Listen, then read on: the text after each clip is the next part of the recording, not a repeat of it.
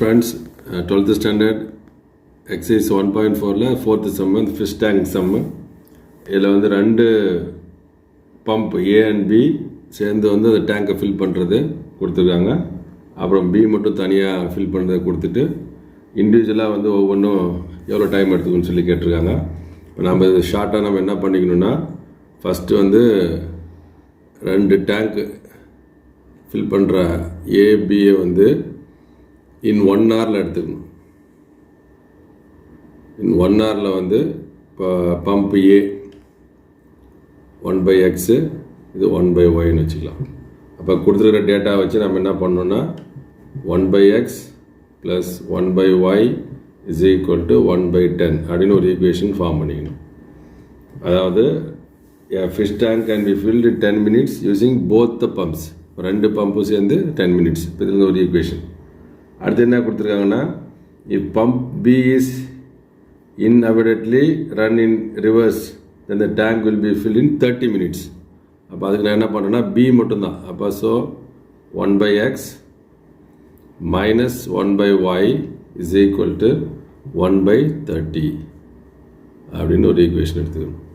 அவ்வளோதான். இப்போ ரெண்டு ஈக்குவேஷன். இதை நம்ம கிராமர்ஸ் ரூலில் சால்வ் பண்ண போகிறோம். இப்போ டெல்டா இஸ் ஈக்குவல் டு, நான் வந்து டைரெக்டாக 1/x 1/y வச்சுக்கிறேன் வேரியபிள்ஸை. 1/x உடைய கோஎஃபிஷியன்ட் 1, 1/y உடைய கோஎஃபிஷியன்ட் 1, இங்கே கோஎஃபிஷியன்ட் 1, இங்கே -1. இப்போ எக்ஸ்பேண்ட் பண்ணால் 1 × -1 -1 -1 × 1 1 தட் இஸ் ஈக்குவல் டு -2. இது டெல்டா 1. இப்போ ஃபஸ்ட்டு காலமுக்கு பதிலாக இந்த கான்ஸ்டண்ட்டை ரீப்ளேஸ் பண்ணுறேன். 1/10 1/30 இது 1 -1. எக்ஸ்பேண்ட் பண்ணால் 1/10 × -1 -1/10 -1/30 × 1 1/30. It is equal to LCM 30. அப்போ இங்கே 3 டைம்ஸ் மல்டிப்ளை பண்ணுறோம். -3 -1 it is equal to -4/30. அது டெல்டா 2. இதில் ஃபஸ்ட்டு காலம் அப்படியே எழுதிக்கிறோம். செகண்ட் காலமுக்கு பதிலாக இந்த கான்ஸ்டன்ட் ரீப்ளேஸ் பண்ணுறேன். 1/10 1/30. It is implies 1 × 1/30 1/30 -1 × 1/10 1/10. இதுக்கு எல்சிஎம் 30 போட்டுக்கிறேன்.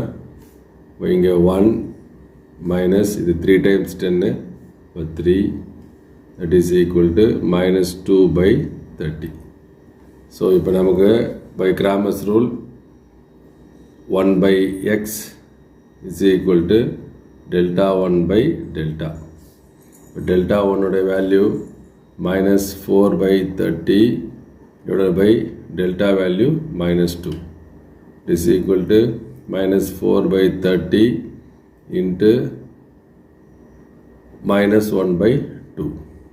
minus plus ஆகிடும். இங்கே 2 times equal to 2/30. 1 2 is 2 15 times 1/15. 1/x is equal to 1/15. அடுத்து 1/y is equal to delta 2/delta, that is equal to delta 2 value -2/30 divided by delta value -2. This implies the minus cancel. 2/30 into 1/2.